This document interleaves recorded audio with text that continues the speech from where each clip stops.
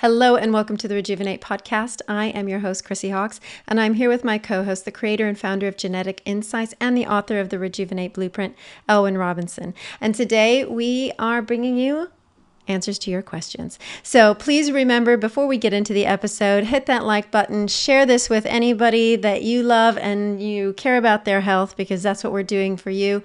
We're educating you on getting better, so let's all get better together. So here we go. We're going to kick it off with question number 1 of your most recently asked questions.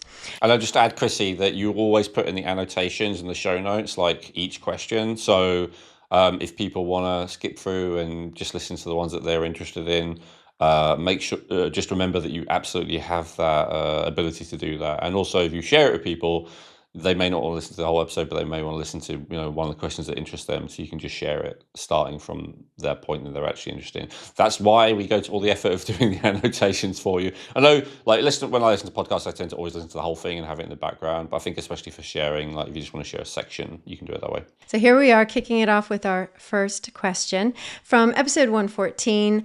Elwin, are you convinced with the HG7 protocol? Yeah, convinced about what? I'm convinced it exists. Yeah. Convinced about every element? No, absolutely not. I like the central idea that Jacob shares, that like those 7 nutrients can fix anything and everything. Him and I have conversed and debated about that before. I'm not convinced of that yet. Am I convinced that there's something to it? Yes. Am I convinced that it can help people? In some cases, yes. Am I convinced it's totally safe for everyone? No. Am I convinced it will be beneficial to everyone? No. Am I convinced it's a good idea for everyone? No. Am I convinced that he has discovered something really interesting that maybe no one else has discovered? Yes. So it totally depends. It was such an open-ended question. I don't know. Yeah, very, very good. I mean, I think if I know you, if you wouldn't do something if you didn't find benefit to it, and you wouldn't recommend it to others if you didn't think some could find benefit to it. So what benefits do you feel that you're finding for yourself and for others with this protocol?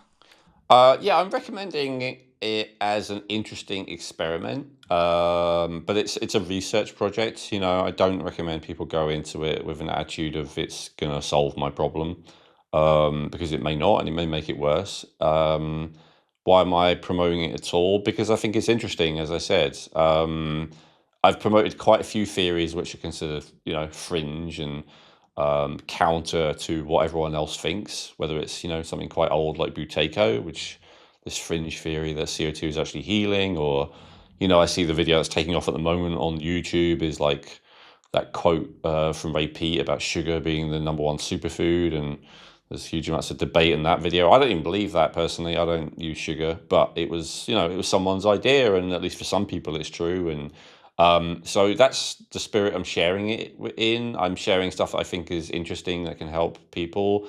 But it doesn't mean it's universally a good idea for everyone. Benefits I've experienced, I shared them a lot in the episode that you probably haven't seen yet, Chrissy, but I think will be out before this one, which is the 3rd episode with HG7. At the end of that, I go through my test results and also talk about the benefits. But just a very quick summation would be kind of just the kind of much milder IBS type symptoms that I used to have really badly. I feel like it's just kind of got rid of those totally, which is very interesting to me. And that's probably like the #1 thing. But I don't want people to think it's an IBS resolving protocol. It's not. Like, in fact, I might be the only one who feels like that's the primary benefit. I think a lot of different people have focused on a lot of different benefits. And I think that's like symptom wise, but the thing that was interesting to me was the thing that's kind of persisted for me is this much more harmless or side effect free way of significantly reducing your heavy metal burden, compared to, I don't know, like, it's not side effects free. Probably I shouldn't say that, but just compared to most other things, compared to fasting, compared to juice fasting, compared to taking DMSA, compared to taking EDTA, compared to anything else that is commonly used that's like significant, not like these things that don't really do anything, but compared to anything else that is anywhere comparable in terms of benefits, it seems to me to be like very low side effects if done correctly. Okay. Yeah. So, yeah, it's nice to see. I like how you framed it as well. It's a bit of a research project. You're figuring things out along the way, and as you've said, with that caveat that it is something for everybody to look into themselves, and it's not necessarily for everybody. So that is where you're taking this information and researching, figuring it out, and finding out for yourself. And, again, empowering you to find the knowledge and move forward with that. And you said it perfectly, Kirsty. It's not necessarily for everyone. I've also said to Jacob, I'm open to that. You might end up being right. Maybe it is good for everyone. We'll see, right? It's a research project. And do you want to talk about your testing it, Chrissy? Yeah, absolutely. Yeah. So I've been doing Okay. it for a little bit. Yeah. How long have you been doing it for now? I would say probably about 2.5 weeks, maybe 3 weeks. And it's not been necessarily every day. It's been a little bit sparse because some days I'm remembering, some days I'm not, or I'm busy or I'm out. So yeah. And I know I've just recently upped it a little bit. So yeah. It's Fair. And have been, you yeah. noticed anything yet, positive or negative? I think my body is handling things better. It's So more just, resilient. yes, I You think shared your so. resilience score from the Aura Ring, and that's gone up massively, hasn't it? It's improved quite a lot, which I was like, I sent you a screenshot. Look. Yeah, yeah. So yeah, that's significant. Yeah, actually, I will throw in another a benefit actually, Chrissy, that has shown up since I recorded the last episode where I gave a summation. I've noticed my temperature has really like stabilized, both in terms of like taking a temperature, but also just in how I feel. Um, it's warm at the moment, pretty much where I am. So it's kind of, oh, well, I'm suddenly feeling warm. Well, duh, it's because it's warm outside, Elwin. But like, even like, I went out to walk at, midnight, and it was about a 40-minute walk, and I just had a t-shirt on, and I was like, God, really warm. I'm just kind of like radiating. And then I was like, I wonder what temperature it is. And I looked at my phone, and it said it was about 10 degrees centigrade. I don't know what that is in Fahrenheit. It's reasonably cold. Yeah, it's Um, not particularly warm. and I know that's not that impressive. Like you see people, but I'd often see people like out in t-shirts when it was like quite cold. Often young people, or you see guys in t-shirts and jeans, or you see girls in these little mini dresses or whatever out, and it's cold. I'm like, Jesus, like I would not be able to handle that. That would not feel good. And now I'm someone who's doing it, so I think my metabolism is sped up with it. And another benefit that I've noticed is I sometimes just feel really good, and I don't know how quite else to describe it. Maybe I already said this in the other episode, I can't remember, but I recognize it as like a sign of high dopamine, but specifically the like the D2 receptors. So there's kind of two actions to dopamine. There's a stimulating action to dopamine, but there's also calming action to dopamine. And I'm noticing more just like the calming action to dopamine, where you just, yeah, like it's hard to differentiate. Like I said, with the thyroid, is like just feeling joyful in the moment, which I think is true. Um, but the dopamine is like, it's like just a pleasure in simple things. So, like a pleasure in looking at the trees swaying, or the way the sun or the moon is shining on you, or I don't know, just like being present and really enjoying and having pleasure in the sensations around you is something I kind of associate with dopamine, like a passive part of dopamine, because I used to experience those effects in a particularly heightened way when I used to take different dopamine agonists, both drugs back in the day, but then also more recently I did all kinds of research chemicals. Um, and so, yeah, and I don't, it might be the really high doses of B6 that are lowering prolactin and increasing dopamine. It might be the zinc increasing dopamine. And maybe I'm wrong, maybe that's not what it is, but yeah, those are things that I'm noticing. And I actually notice it especially often when I have a break from it and then I take it again. That's where I'm most likely to notice it. And it kind of feels like when you have done a lot of it, or maybe very high doses of it, like your body is struggling with the detox part of it, and then you don't feel it.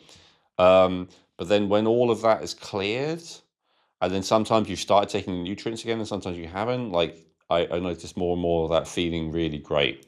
And so that would be another thing. Okay.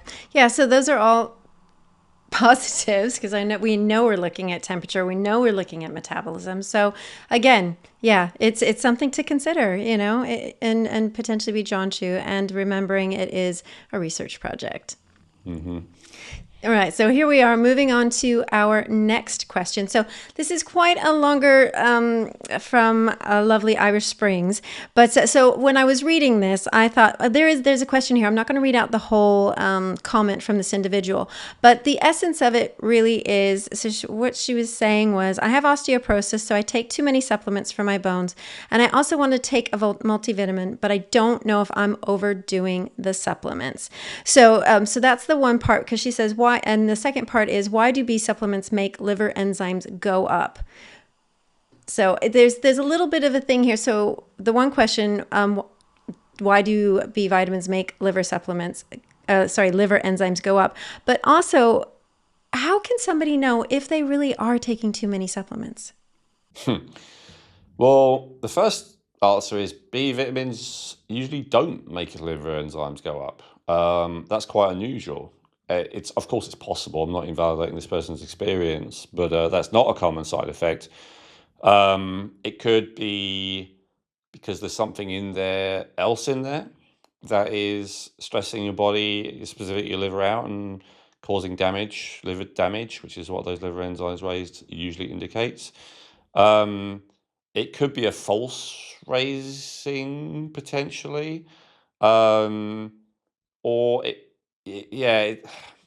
Generally, it takes a lot to raise those liver enzymes for most healthy people, even when they really abuse their body, honestly. So, um, I would be less concerned about why is B vitamins raising liver enzymes as a general proposition, and more why are my liver enzymes going up even with just B vitamins, whatever else is in them. That really shouldn't be happening. That's a sign that your liver is struggling. And I think the much better question is, why is my liver struggling?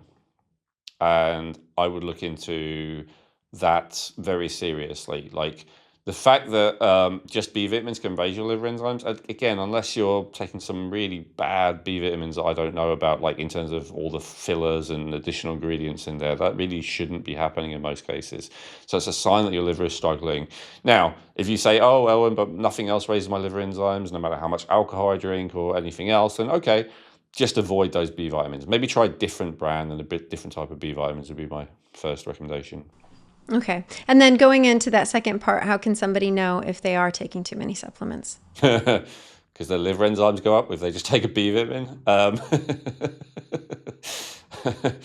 No, God, too many supplements is hard. We just talked about HG7, right? Where, as Jacob has said to me before behind the scenes, the hardest thing about this protocol, which, he's obviously more convinced than me because it's his thing and he's got way more experience, that, it's so beneficial. And he says the hardest thing is getting people to take dozens of pills at a time. And I get that. So too many, I mean, if it's more than you can afford, that's too many. That's one thing. If it's bankrupting you or putting you into debt or whatever, um, if it's not helping you, then that would be a sign. All joking aside, if it is at a level where it's too much of a stress on your body, especially your liver, to handle it all. But it's a bit like how long is a piece of string kind of question. For some people, we talked about this, some people are so super reactive to everything, maybe with MCAS, that one supplement is too many for them. And then there are some people like Jacob who seem to be doing better, taking, 50 to 100 capsules a day. I think that is totally dependent on a million different factors. And I'm not trying to be vague with the answer. I'm trying to say, like, it does vary that much. Because some people would give you much more, pat answers. Oh, you should never take more than 10 supplements or whatever. But I don't think that's the case. I think it totally depends. Yeah, I was going to say I had a friend visiting over from the States, and we were having breakfast, and I took my supplements afterwards, and I had a massive handful, and she looked at me. She's like, "Are you going to do those all in one?" I was like, "Yeah." She's like, "Oh my God, I can't believe it." She's like, "I'd have to do one at a time." I was like, "Okay," but I mean, yeah, it's kind of part of life at the minute. I know we've done other things, can you get all your nutrition from your food? We've looked at those things, and in this modern day, it's not necessarily the case, or especially as with the, Jacob's protocol things, there's certain things you're trying to achieve, and you need these, how can I say, these items to support you as you're trying something. There's the whole, do you just accept what life deals you, the hand that held? And some people do, right? They never think of moving anywhere else. They never think of getting a different job. They never think of getting a different partner. They never think of going to a different doctor. They never think of going to a different location, and that's okay. But some people want more, and some of them make a mistake and go in the wrong direction, absolutely. But those of us who are not willing to just settle with whatever, whether it be, excruciating pain and symptoms, or whether it's just the natural process of aging, there's no reason you should accept the natural process of aging if what that means to you is more fatigue and more joint pain and all the rest of it. Like, if you, whatever it might be, more memory problems, if you can take supplements and they help with that, then why not? Yeah, absolutely. Great questions. Okay, here we go. In our next question is coming from episode 112, and this is the episode that we did on resolving insulin. And the question comes from his Aranus28, which is, "Hi, Elwin. I've been taking high zinc, 100 milligrams daily for months. I feel it increases testosterone, lowers estrogen. Would copper deficiency happen eventually for anyone taking such a high dose?" It's a great question. The answer is yeah, maybe. It's definitely possible. Now, have I seen people do such high doses where they don't get any copper deficiency? Yes. Why do So you think that is?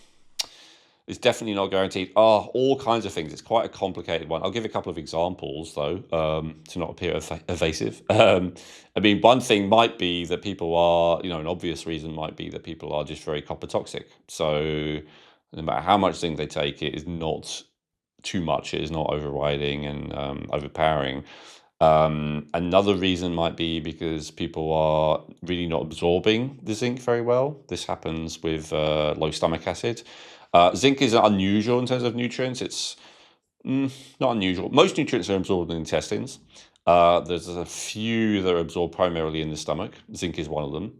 And so if you have low stomach acid, and the more zinc deficient you are, the more likely you are to have low stomach acid, all other things being equal. So it's kind of a bit of a vicious circle. So someone might be taking 100 milligrams a day, but they might only be absorbing 10 milligrams or 30 milligrams or whatever. So that's two obvious reasons. Another reason might be because they're excreting more. They're using it up. If you have heavy metal toxicity, quite serious levels, like I had, for instance, your body will use up more zinc. If you're a man and you're ejaculating frequently, your body will use up more zinc. If you're sweating a lot, you're in saunas hours every day, your body will excrete more zinc that way. So yeah, there's loads of reasons it could be. Again, this is where the one size fits all recommendations just are so unhelpful, because there's so many variables like that. And with zinc, that is one of them.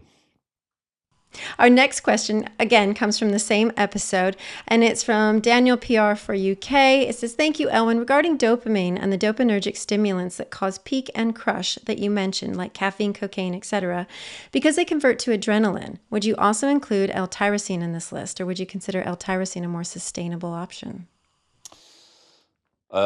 Yeah, there is a flaw in that question, which is not a flaw, a misunderstanding. Basically, if you remove the misunderstanding from the question, I think the answer becomes clearer. Um, Caffeine, amphetamine, all these things, none of them convert to adrenaline. And this might sound like nitpicking, which I sometimes get annoyed about when people do it to me, but the reason it's crucial distinction is tyrosine does convert to adrenaline, or can, so that's where he's correct. But there's a crucial difference. So drugs no drug converts to a neurotransmitter. They raise the level of that neurotransmitter through various other mechanisms. So, for instance, amphetamine, it raises adrenaline through causing the release of more adrenaline. It raises it by blocking the reuptake of the adrenaline. I believe it also raises it by increasing the conversion of other things to adrenaline, although I may be wrong about that. But that's an example of three mechanisms that stimulants, work on usually at least one of those three. But no drug turns into a neurotransmitter. Now, tyrosine does. So that's how it's different. But tyrosine is a more accurate thing to say than what I just said, than tyrosine does. Tyrosine can turn into adrenaline, but it can also turn into thyroid hormone. It can turn into melanin, the skin pigment. Before it can turn into adrenaline, it turns into dopamine first, and noradrenaline in the little sequence of things. And of course, tyrosine can be turned into a million other things. It's an amino acid that's used to create new cells and peptides and all kinds of things. It's an amazing amount of uses every amino acid has. So, will tyrosine convert to more adrenaline? It's more likely to in the presence of those stimulants, because those stimulants are sending the message to the body, or the instruction is probably a better way of putting it. The instructions to the body of create more dopamine, noradrenaline, and adrenaline. So if you take an instruction to create more of something and you add in the raw material to be able to create more of something, then the two may synergize and raise the level of that something.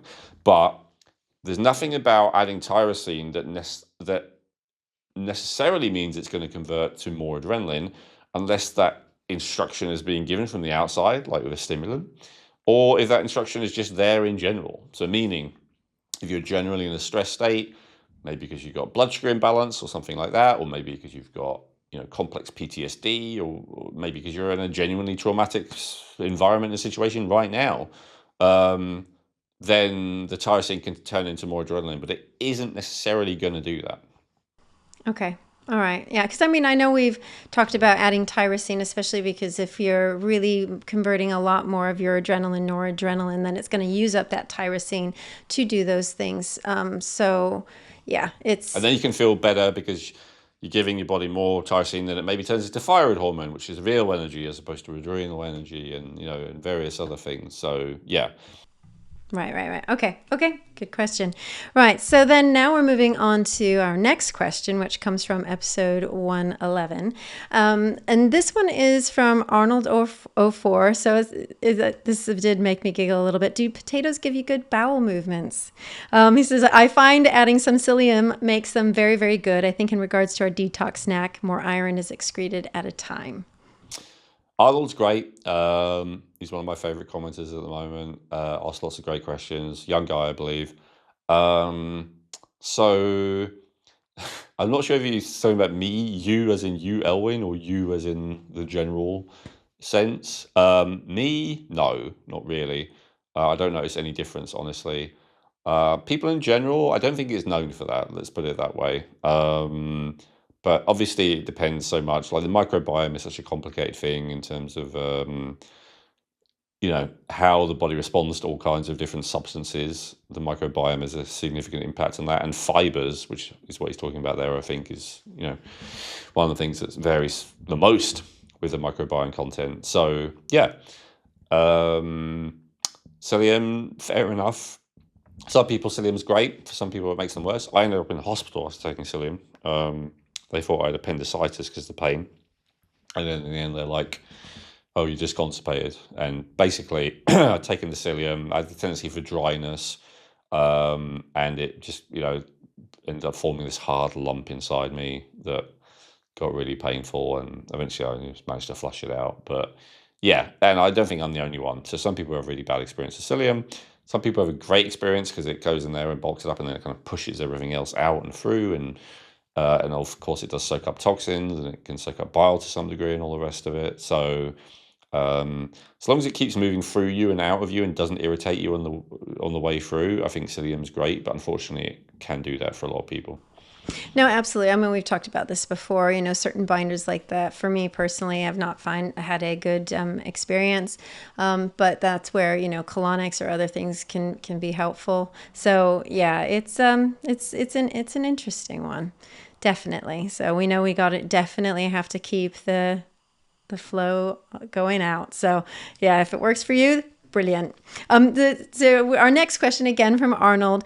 He said, how much fat do you average per day, Elwin? Man, sorry for all these comments. I hope I am boosting your algorithm though. Yeah, absolutely. That's why he's one of my top favorite commenters, I guess, because he's commenting a lot. I appreciate it. Absolutely. It does boost the algorithm. But not just that. It's not only for the machine. These questions, as I say, I always check. I always read through all of them. I always answer all the ones that at least need an answer a lot of the time, even if they don't. And that's partly because it, helps me to tune into you guys and know what you care about and what you believe and what you want, hopefully to some degree, right? So yeah, no, the more comments, the better, Arnold and anyone else, absolutely. And in terms of how much fat do I have, I think I have about 45% of calories coming from fat overall, but a significant amount of MCT oil. I have. And why is that? Are you finding this a certain benefit from MCT oil? Is that with cooking? Are you taking it by itself, or are you just adding it in? What Yeah, are it's you a good gaining? question. I have like a tablespoon every meal.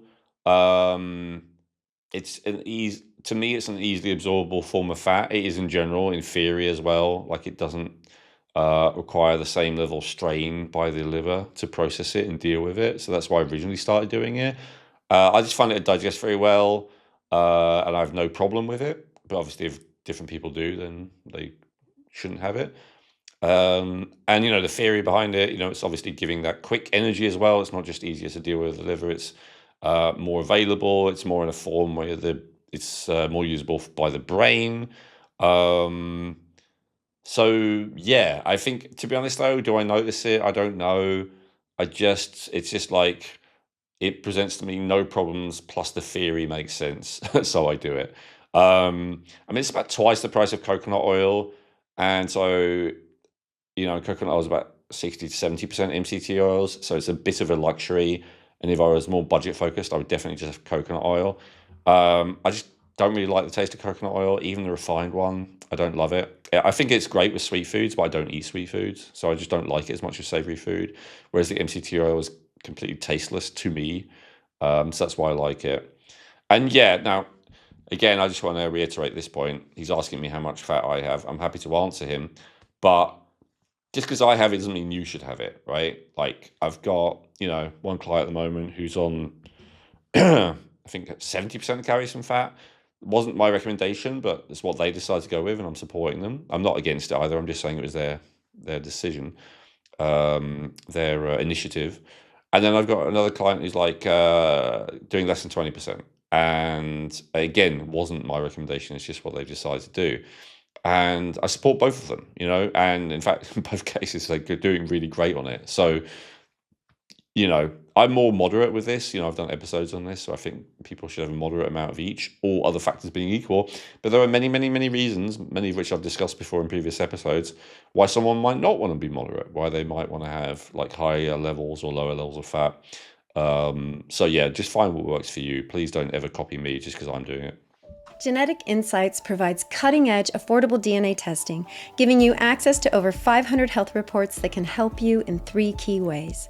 They may be able to resolve your existing health challenges even when nothing else has worked.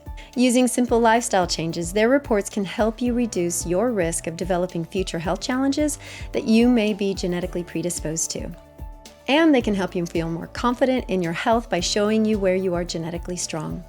Unlike most other genetic health testing companies, Genetic Insights tests over 83 million different variations in your genes, guaranteeing 99.7% accuracy across all of their DNA reports. They cover almost every aspect of health, including digestive issues, cardiovascular health, weight loss, hormonal and blood sugar balance, as well as nutrient needs, allergies and intolerances, and so much more. Using their system is quick and easy, and reading the reports is simple. If you've done an Ancestry DNA test, you can simply download your raw DNA data, upload it to the Genetic Insights platform, and within a few hours you will have access to genetic reports which give you a risk score for each specific issue and scientifically validated recommendations based on your individual genetic profile. Everything in your reports are based on scientific studies, and there are citation links throughout every report. If you are serious about optimizing your health and wellness and feeling great, then getting access to your Genetic Insights reports may be the most important health investment you will ever make. In the reports, not only will you gain insights into how to overcome existing health challenges and avoid future issues, you'll also discover which types of dietary, lifestyle, and even supplement protocols are best for your unique genetics. To get your unique genetic health reports, go to geneticinsights.co and use code REJUVENATE to get 20% off today. That's geneticinsights.co using coupon code REJUVENATE to get 20% off today. Yeah, good advice. Again, everybody, as we know, everyone's different. What's right for me, what's right for you, Elwin, may not be right for, we are different. We are different. Right. Our next question comes from episode 109. This was the most recent. Well, actually, there's one to come. But episode 109 on the Holy Grail with Jacob. And this is from our, I'm not going to be able to say this, so I'll put it up in the comments. Would you say that cholestasis should be addressed before jumping into this formula? Seems like sluggish gallbladder could really make this Q in liver maybe too big.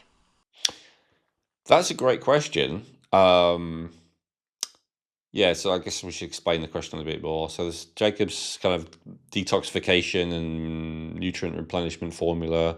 Because it's detoxification, the person's asking, should you make sure that the bile is flowing properly so the toxins don't build up in the liver? That's how I've understood that question. And it's a good question. It shows that they understand, what I have taught, or maybe they got it from someone else or whatever. That principle of how you should have the bile flowing in the liver not be stagnating before you attempt more detoxification. So it's a great question.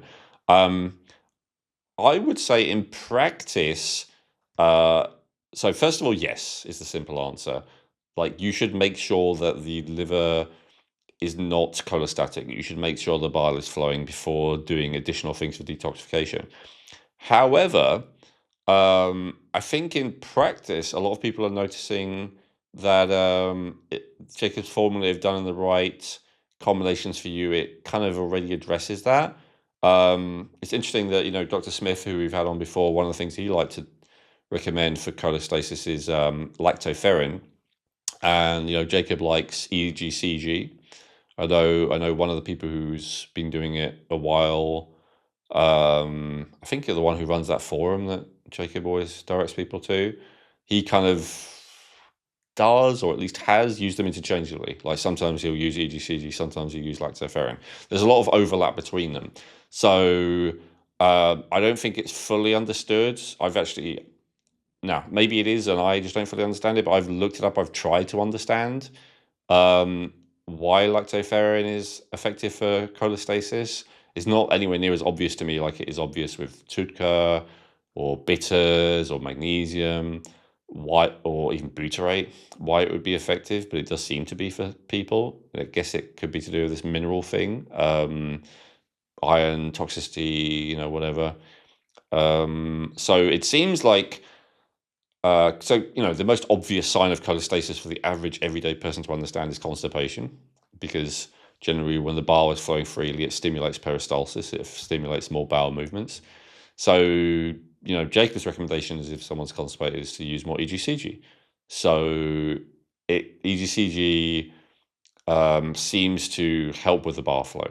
I guess that's my bottom line in it. So maybe it's a good idea to fix it beforehand, or maybe if you were researching and you wanted to try it, maybe the right level of the formula would also resolve the cholestasis.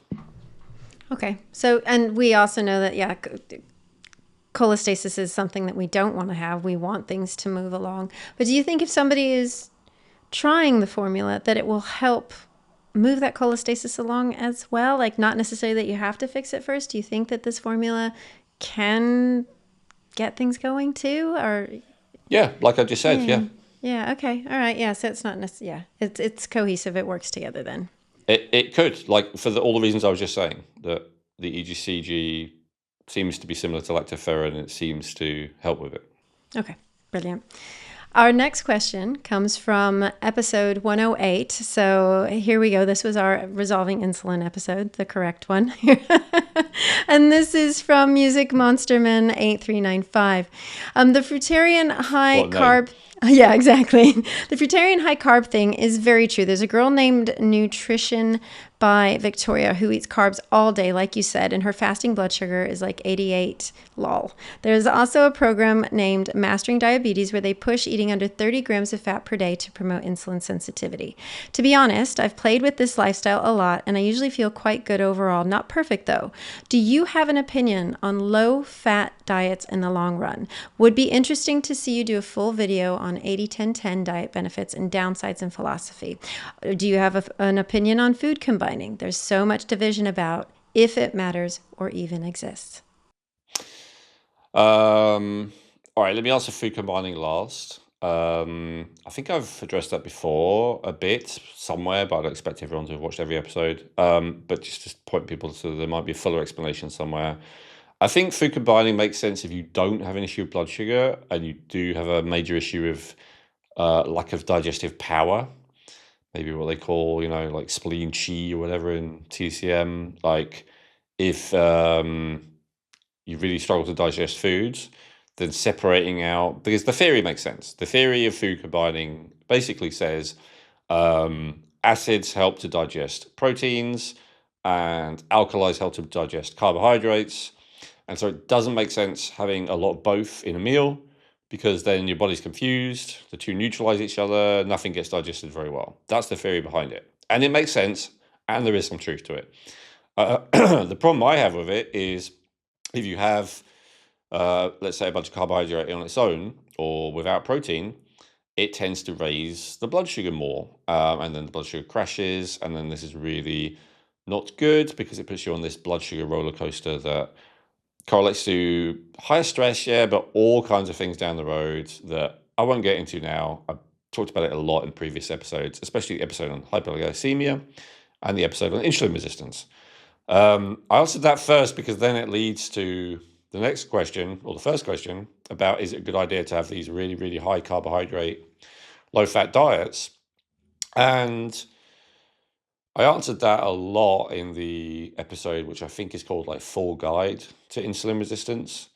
Kind of the second half of the episode is giving my full guide, but the first half of the episode is explaining why I don't generally recommend the two different theories that are out there that are quite popular for how to deal with insulin resistance. So the kind of fringe-ish theory, but which is very common in the alternative health world, is that you should go keto, super low carb, and fast a lot. And then the very fringe theory, although it is becoming more popular, is you should go super high carb and low fat. And then the kind of mainstream theory is actually, for once, the one that I actually agree with, which is to have moderate amount of each, which I explain all of that in detail in that episode. So I do address in quite a lot of detail why I don't usually recommend those strategies. Although, as I said, I sometimes have clients do them, and in certain cases it absolutely makes sense. The high carbohydrate one, as I said, I've had a lot of, I've seen a lot of comments about that, 'cause the video I did about whether sugar is a superfood seems to be really taking off. I wouldn't say it's gone viral, but whatever not your channel's not very big equivalent of that is. A lot of people are viewing it and commenting on it, and there's a lot of argument. About half the people are accusing me of like trying to give everyone diabetes. The other half are agreeing with me, even though I don't really recommend the recommend. So it's like, anyway, so I understand it works for some people. That's both approaches work for some people. Keto works for some people. High carbs works for some people. But oh yeah, that's what I was going to say. I made a comment, to reply to one person's question, and basically said, the people who are recommending the high carbohydrate diet, see if they're over the age of 50 and still not overweight. And then I got a bunch of comments. Oh, are you saying it? I was like, I'm not saying anything as definitive as what you're saying, but what I am saying is what I see is that the people who are doing that diet of super high carbohydrate and low fat, if they're having refined sugar a lot, which is what that episode was about, so actual sugar, I put honey in that category, and I put maple syrup in that category for now. Coconut sugar, that kind of refined, even if it's not totally refined, refined sugar. When people do very high levels of that, it absolutely does boost the metabolism. It absolutely does help people burn fat. It absolutely can, often does reduce insulin resistance amazingly. It absolutely can, often does reduce like blood sugar amazingly, like the A1C thing. But my point is, I don't know how sustainable it is. The specific enzyme that it like massively increases that leads to the fat loss, I can't remember the name of it right now. I wish I did. But if I said it, I guess no one would know what I'm talking about anyway. But there's a specific enzyme that raises it, that is raised by that kind of diet. That it is a stress enzyme. Like it's something that short to medium term makes people feel great, but people rarely stick to that for a super long period of time. And the ones who do it, the older they are, the more likely they are to be overweight or obese. That's my experience. Now, there is a massive exception to that, which is the fruitarians. So the person there recommended the 80-10-10 diet. There are, and I know, oh God, I used to be in the raw vegan community 15 years ago where I can't remember his name, that guy. Maybe look it up, Chrissy. I think it's Douglas or something. 80-10-10 diet. And I know who you're talking about. And he's pretty old. He was pretty old back then. I'm sure he's even older now. And he's not like overweight. And I will say I've seen quite a few fruitarians who are on that kind of diet, who are eating like basically just fruit or almost just fruit. They're rarely overweight. And so I can't quite explain that, but there must be something about all the stuff that comes with the fruit, that means that the person doesn't have that tendency, and that it is more sustainable in terms of weight loss. But they're also often not healthy. In fact, with my experience, if I were to pick a caricature or a stereotype of fruitarian, despite what the keto community might think, I do not imagine someone obese. I actually imagine someone emaciated, if anything. That's what they tend to be. They tend to be really, really thin. Um, and to me, that's, they're lacking protein. In the case of women, especially, they really need that fat to kind of build hormones and stuff like that, support hormonal health. It's a bit complicated. Um, So why do you but think they are that way?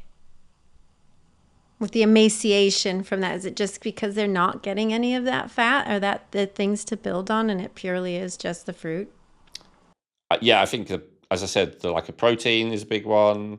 The lack of fat is significant, especially in women. And then also, lack of other nutrients that are important that we've talked about before in the episode on, vegetarianism, whether it's zinc, whether it's, creatine, all those nutrients I list there. I think, yeah, overall, people become really malnourished. They're more likely to become malnourished long term if they stick. If most people don't stick to any of these things for that long, but let's say if you stuck for 10 years, 100% to a fruitarian diet, or you stuck 100% to a keto diet, you're definitely more likely to be malnourished on a fruitarian diet, is my understanding, after 10 years than on a ketogenic diet. Not saying ketogenic diet is better. Again, it all depends on the person, situation, etc. But that, to me, that's just a fact.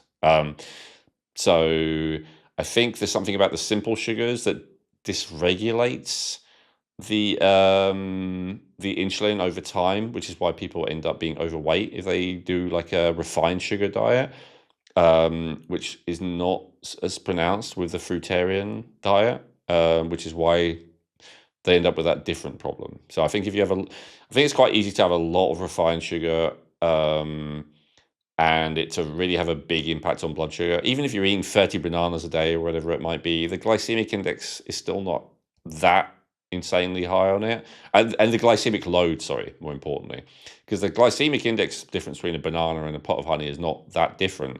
But the glycemic load of like how much sugar you can fit in your belly at one time if you're drinking like pure maple syrup or honey versus if you're eating bananas, it's just like there's only so much space in your belly. You can only, and that's why generally fruitarians eat fruit all day. Like they have to, because there's only so much space in their belly to, let's eat a lot of dates and stuff, which is quite compact. But let's say if you're only eating fresh fruit, it's very hard to have as much of a blood sugar spike and crash as you can do quite easily if you just sit there and eat a pot of honey or whatever these high carb people are sometimes doing.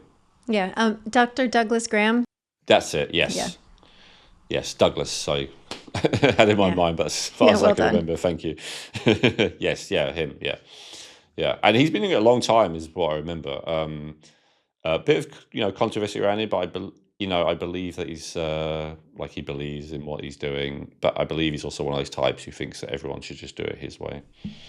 Yeah. That happens. All right, we're moving on to our next question. So this comes from episode 107, so the best value anti-aging strategies with Dr. Miriam. And the question comes from Daniel Murray 2529. Great episode. Really enjoyed this format of going through all these interventions at a high level. Also never really heard about LDN for dissociation, which is really interesting and seemed to be backed up by Dr. Miriam's experience. Do you still take LDN or not anymore?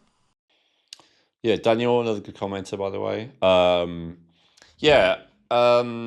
I do not take it anymore because I just don't have an autoimmune thing. That's not my thing. I did like it for a while for the dissociation thing, but also I don't really have a tendency for that compared to most people. I'm pretty present, My what's the word? Weaknesses or whatever would be my level of tolerance for people who are not present, as opposed to my ability to be present. So for that reason, I don't. It's like there is only so many things that you can take or should take, and I try and not take things just aren't a priority for me. But I am a believer in it. Like literally last night, I was speaking to a client, and I was like, it's the number one thing that I recommend for autoimmunity. And I would recommend it for autoimmunity, even if there isn't specific research that says that LDN is effective for it. But there's a hell of a lot of different conditions. If you go to, I think ldntrust.org, maybe LDN. I'm sure if you Google LDN Trust, it will come up. Their website, you can see in their list of conditions, there's just a huge amount of things that there is research and evidence around it helping in terms of autoimmune conditions and other even non-autoimmune things. And the psychiatric potential benefits are some of the most interesting to me. And it's not to say, look, I could always be more present, but as I say, where I am right now, I feel like other people have to catch up a bit before I make myself more present.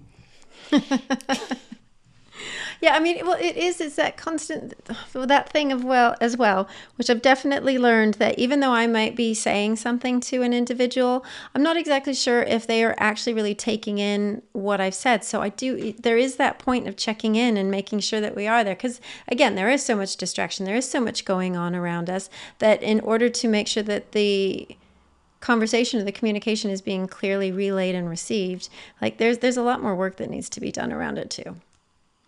Yeah, communication is extremely important and is a bit of a minefield. I don't think LDN necessarily is going to help with distraction. Like it's more like disassociation. Like people disassociate, like they go into it's less that they're distracted by a screen or whatever. It's more that they are like escaping from reality into their mind because they've been triggered. That's more the thing. But a lot of people spend a lot of their lives actually in that state. Some people more than others. There's types. We talked about the 5 types a while ago. One of my favorite episodes that hardly anyone's watched. Thank you. So maybe you can link to that, Chrissy. So yeah, there's one type that's especially prone to it called, various different things, but leaving type is one of them because they leave. They don't necessarily leave the room, but they leave their body. They're no longer there. They're no longer present with you. And so, yeah, I mean, that's a type, but everyone does that a little bit if things are, I think everyone, including me, if the situation becomes too tough, too overwhelming, they disassociate. That's a natural, healthy, helpful mechanism that's been given to us. Um, like evolutionarily, it's like imagine you're being eaten. You see those nature documentaries, and you've got like a lion eating a gazelle. It's like it looks horrible. It's like, what is that gazelle going through? But the reality is, you know, I don't believe that animals don't have a consciousness or whatever. But I think um, the gazelle, as much as a human, as much as me, if they're reasonably healthy, they have that capacity to dissociate. The body gets flooded with endorphins, maybe other stuff like DMT, and they're off in a different realm. And so they're just not present to what's going on right now. And that's a good thing, because what's going on right now is horrific, if you were to be present to it.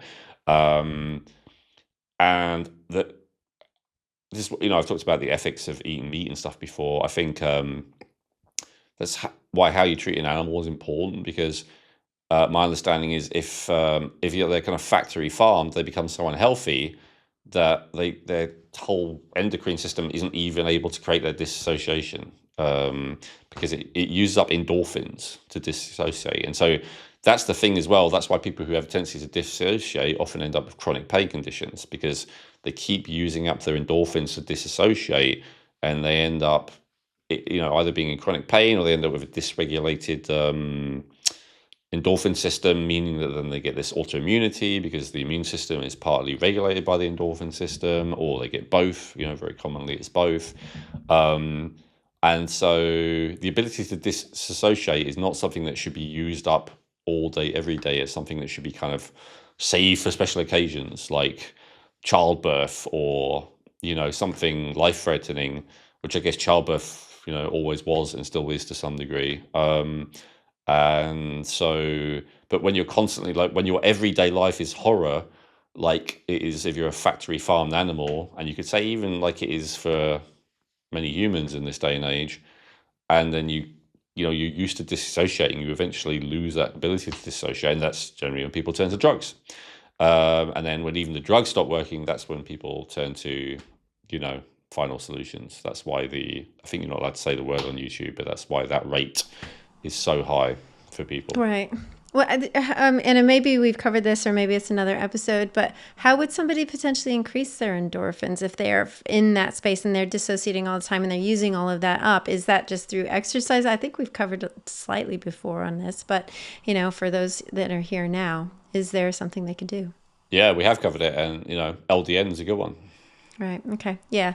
And yeah, so stuff to look into. And obviously, I really like how you phrased that and shared that, because it's nice to, not nice, but the education around, oh, this is the process. This starts happening, then this happens, and then this is where you end up, or could potentially end up. So like if you're at any one of those stages, try and implement something now so that you don't get all the way down here where it's really, really difficult. Yeah. Yeah, and I didn't mean to give too short an answer there. LDN's a good one. Simple, easy to take, can have a profound impact. But LDN is going to make you more present, as we discussed, and it may make you more present to how much you hate your life, or there's someone around you a lot of time who's abusive to you, or whatever. Maybe it's in a dynamic you're abusive to each other, or whatever it might be. And so LDN is not going to be curative in that sense. All it is a bit of a wake-up call for you to then look at, maybe I need to change my behavior, maybe I need to relocate, maybe I'm a sensitive soul, and being in a busy city working as a stock trader 80 hours a week with people screaming at each other all around me all the time is not a conducive environment for me, or whatever, right? I don't know what it is, but like it's reassessing your own life, the people you surround yourself with, the environment you're surrounded with, the activities that you are doing every day, all of that kind of stuff. It's not necessarily a simple answer. No, definitely not. Definitely not. Our next question is from episode 101. And again, our lovely Dr. Miriam, who we adore. I love it when you guys get together and you really start talking about longevity strategies. So this comes from that episode, and it's from Dennis524. Great information. Any truth that the pineal gland will make less melatonin if you ingest it regularly? Thank you. Yeah, it's a good question. It seems like there's not a lot of truth to that. No, there is a lot of disagreement about that, I've noticed, in the alternative or natural health world, whatever you want to call it. But what I've seen is there's a lot of speculation about how it will reduce it, especially when they talk about how the amount of melatonin that the pineal gland naturally produces is often way less than is available in supplement forms. But the actual research seems to indicate the opposite. The actual research seems to indicate that the melatonin is negligibly impacted by any supplementation, and that, to any degree that it is impacted, it bounces back very easily compared to a lot of other things. Compared to, I don't know, taking testosterone or progesterone or a lot of other hormones, even those which are, possible to restart, yourself. I think melatonin is even easier. And so I don't think that's an issue. There's other issues with melatonin. It can suppress other hormones, like testosterone, for instance. Like, there's a bunch of reasons to consider whether it's a good idea to take melatonin, whether it's, in high doses or even in any dose. But like, suppression of your own production doesn't seem to be one of them based on the research. Okay. Yeah, because I wasn't sure if it does downregulate if you take it externally or not. So that's what I'm hearing, is that potentially not. The research seems to indicate not significantly, and if it does, it comes back very easily. Would melatonin, in your opinion, or for any research that you've seen, be safe for children? Oh, yeah. Yeah? Okay, I mean, compared to the alternatives, everything's a cost-benefit analysis. I know people don't like this because it's much easier just to think in terms of good and bad. But like I've admitted, I think recently in an episode, like, sleep is the one thing that I am still struggling with right now. And so if melatonin actually works for me, it doesn't. But if it did, I would absolutely take it, despite it, maybe suppressing testosterone or whatever. But it just doesn't. But if it works, like, the importance of sleep is so important that if it works for you, again, I'm not even worried about suppression, but maybe the fact that it kind of downregulates some other hormones, which I think there's more credibility to. Maybe melatonin again flips to serotonin in the presence of light. So you could argue, that some people are already too serotonized, and so it's just adding more serotonin to that. There's a few different things you could say as to why adding more melatonin is not a good idea. But in the end, if you aren't sleeping well, that's a really, really big deal for the whole system. I've not seen anything. I mean, look, this is not medical advice, obviously, but like, I have not seen anything about how children are more negatively impacted occasionally. Now, I don't think there's been any studies like giving children high doses of it for like 10 years. I don't know. Let's say if you started giving them at 5, would it mess with their puberty by the time they're 15? Maybe. So it may be a really big deal. So I'm not saying that. But I'm saying, if, occasionally, if they're upset by something, if you've traveled, like, I think melatonin is safer than, many of the other alternatives that would often be employed, and also safer than the stress to the organism of not sleeping.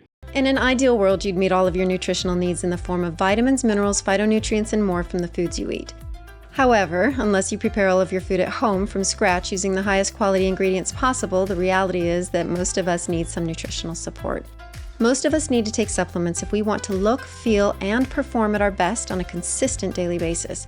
And this is especially true if you have genes that give you an elevated need of certain nutrients.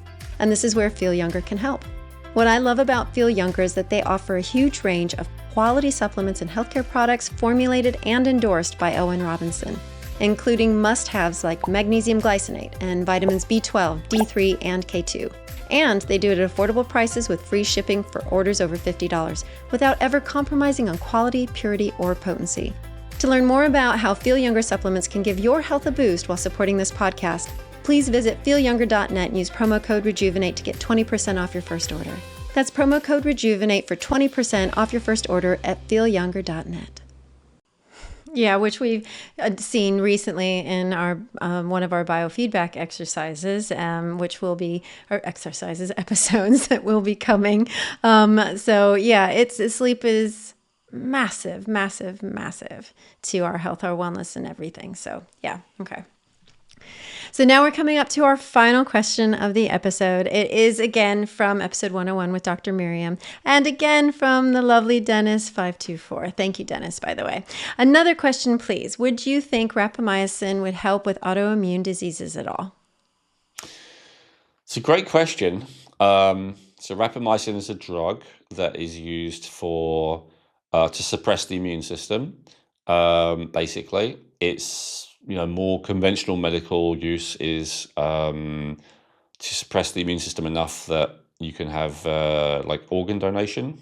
And generally, if you put someone else's organ inside someone's body, their immune system is going to react because the immune system is always looking for things that are not self. So generally, you have to suppress the immune system, and rapamycin is one of the things used for it. However, rapamycin is also, I don't know how in favor it is at the moment, but at least at some point, it was very popular among the anti-aging crowd because of lots of very interesting and quite convincing research in terms of the life extension ability with various animals, and promising even results with humans. But I think, I don't know, I saw, is it Brian Johnson, the guy who likes to be a guinea pig for every expensive life extension treatment? He did an announcement a few months ago how him and his team have decided to stop taking it because of various side effects. The idea basically is, in conventional Western medicine, like, other than blaming genetics, one of the things they like to blame for almost everything is inflammation. And so what is inflammation? As I love to point out, is not like some magical thing that appears. It is your own immune system responding to something. And so this is where there's a bit of debate.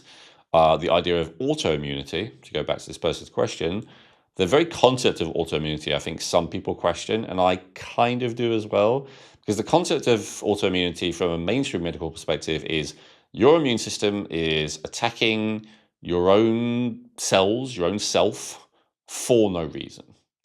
And the only bit I disagree with is the for no reason thing. Like, it's doing it for a reason.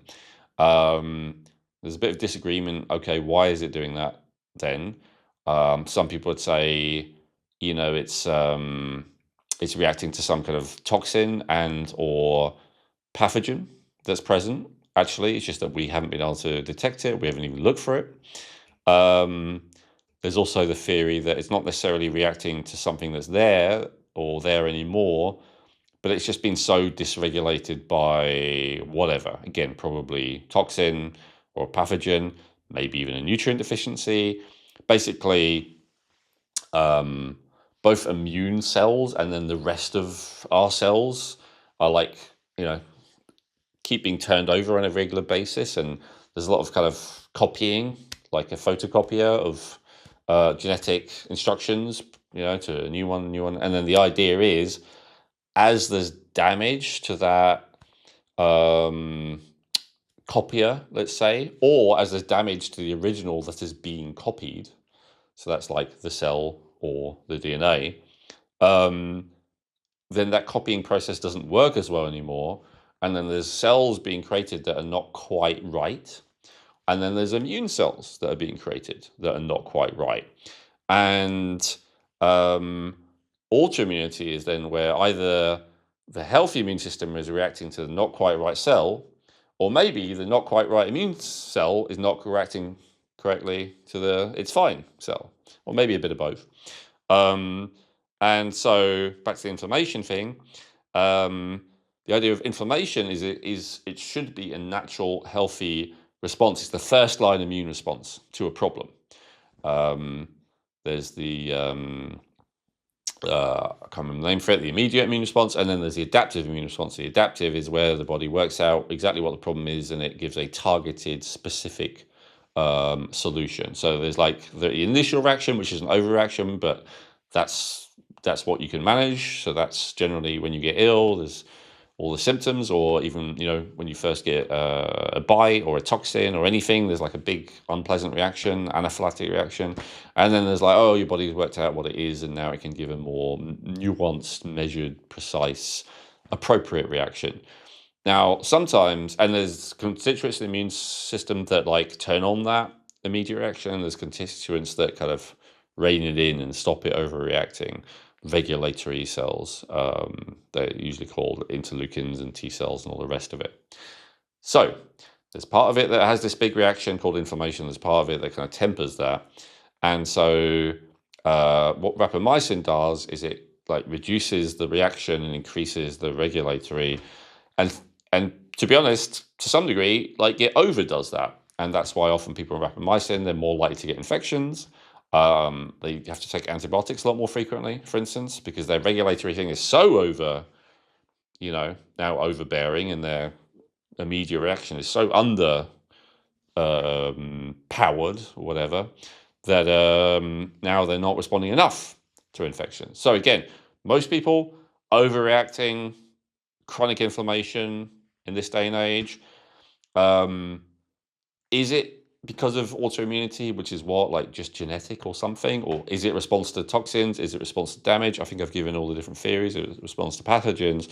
So back to rapamycin.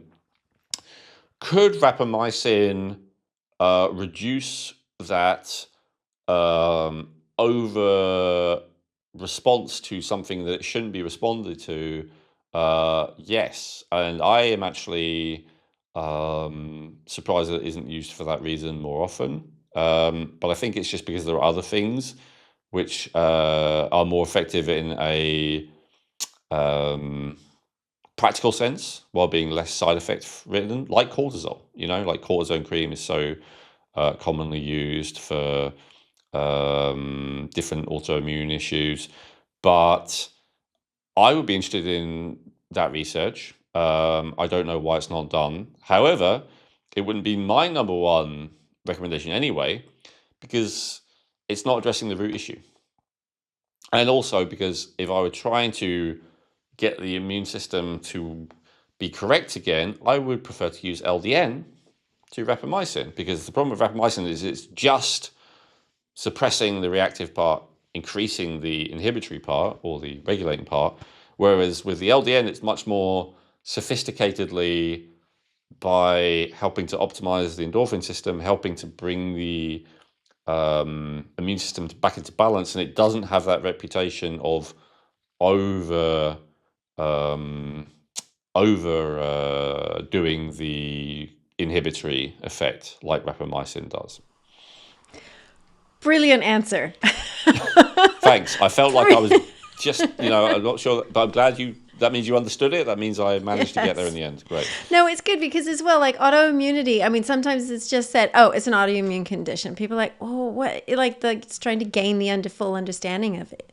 And I think that's also why they define it like that, because there isn't a full understanding, and it could be this thing or it could be that thing or however, whatever. So you really put that together well. And I also like that you were sharing about the LDN versus the rapamycin, where they're both very useful and what we're looking at. And again, like I was saying, my friend that was visiting, I mean, just bless her, she was walking around with a TENS machine because she is in constant pain.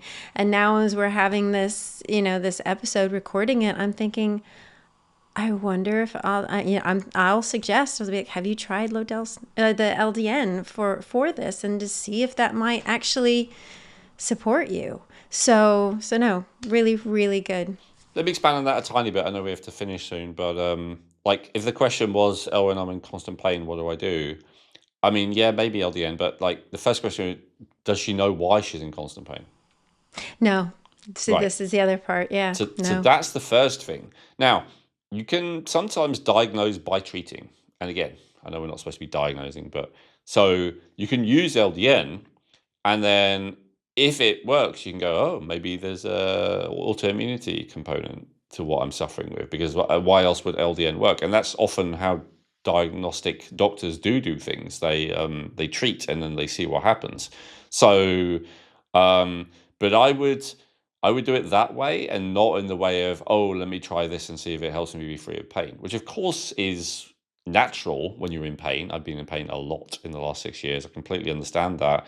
But the thing is, if you're only doing it, you know, it may well come back because you're not addressing the underlying thing. Maybe there's some kind of systemic infection. Maybe there's some kind of major toxicity. Maybe there's some kind of major deficiency. Maybe there's some significant lifestyle factor that has to be addressed. Maybe this person's hardly sleeping, right? And then the LDN will work for a bit, but it's not really resolving it. And so you kind of have to get to the root cause, I would say. And if they have no idea what the root cause is, I think I understand, like, when you're in pain, that's one of the worst things. So, like, I wouldn't expect what is the root cause to become more of a priority than how can I be free of pain. But I would try and make them equal priority. It's like, how can I be free of pain now, whether it's a TENS machine or anything else? But then there's also, how can I work out the root? What is the root cause? Let me work out the root cause. So I can be addressing both simultaneously. I can be doing whatever is necessary to manage the pain. And as I said, there can be overlap, right? Like, even if CBD helps, for instance, you could be like, oh, CBD helps, that would indicate to me that it may be immune system, thing more. Whereas, I don't know, if sunlight helps, I might be thinking, okay, maybe this could be, something else. I don't know. That's maybe not a great example, but yeah, like, the more stuff you try, in a way, the better.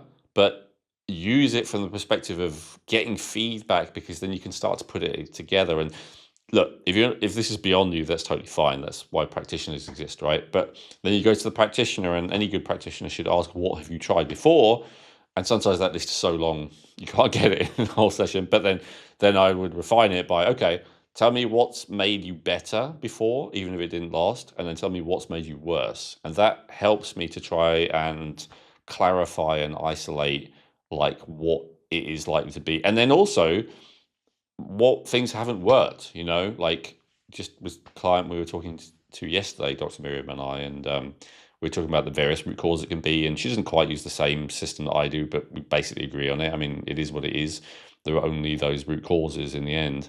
And, we narrowed it down to one of the things it could be, one of the things it could be is infection. But then we asked that person, and they'd already done some very powerful things that should work with infection. And so, while that doesn't completely rule out infection, it does make it, like, it now shift it to the bottom of the list. Because if it were infection, they would have got better, at least temporarily, doing these very powerful anti-infectious agents. Because if it made no difference, that makes it significantly less likely, and so, cortisone cream. Did cortisone cream work? If it didn't work at all, probably inflammation. Is like, for me, when I had pain, that made no difference. But that's because there was no inflammatory basis to my pain. My pain was a different thing. It was more, a spasm, and all the rest of it. So it just helps you narrow down what to focus on.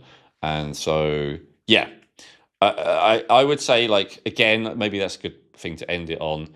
All these surface level things are good and sometimes essential to help you function, but please, they say, like, with gambling, the worst thing that can ever happen to you if you gamble for the first time is that you win, because then you are likely to keep gambling and often lose more money in the end. Kind of, in a way, if you're suffering with something, one of the worst things that can happen is you just try something and it makes everything go away. Because, ironically, even though you might, almost everyone listening is like, well, that's what I want, Elwin. But the thing is, if it just goes away and then you forget about it, like, it almost certainly isn't resolving the root cause, unless you're just really, really lucky. Sometimes it's just a nutrient deficiency, and you just take the nutrient and it just goes away. Great. But usually it's not that. And then, like, that symptom, whatever it was a signal that there's something wrong that you have to address. And when you do something or take something that gets rid of it, that usually hasn't resolved the underlying issue. So Always be looking for root causes. I guess that's my belief. It's always smarter in the end. Not to say you can't take medications to suppress the symptoms temporarily so you can get through your day. I'm not saying that. But never let the fact that the symptoms have gone away or gone down stop you from looking for the root causes. That is a beautiful, beautiful sentence to end on. So again, I love these Q&As. I love you guys bringing in your questions. They spark new conversations. We get to the heart of things. We can also, figure stuff out further and together. So again, please, we can't do these episodes without your contribution. We love your interaction, and we want to bring you everything that we can. And again, please remember to hit that like and subscribe button and that bell icon, and share this with friends. Share this with friends that you care about. Share it with those that you know that are interested in these same things. So we will continue to bring these to you. And again, thank you for your time, and we'll see you soon. Hey, I hope you enjoyed that video. You may have noticed I recommended a few different videos in that episode. And one of the ones I recommend is just here, if you want to click there. Or another one I recommend is just below, if you want to click on that one and watch that next.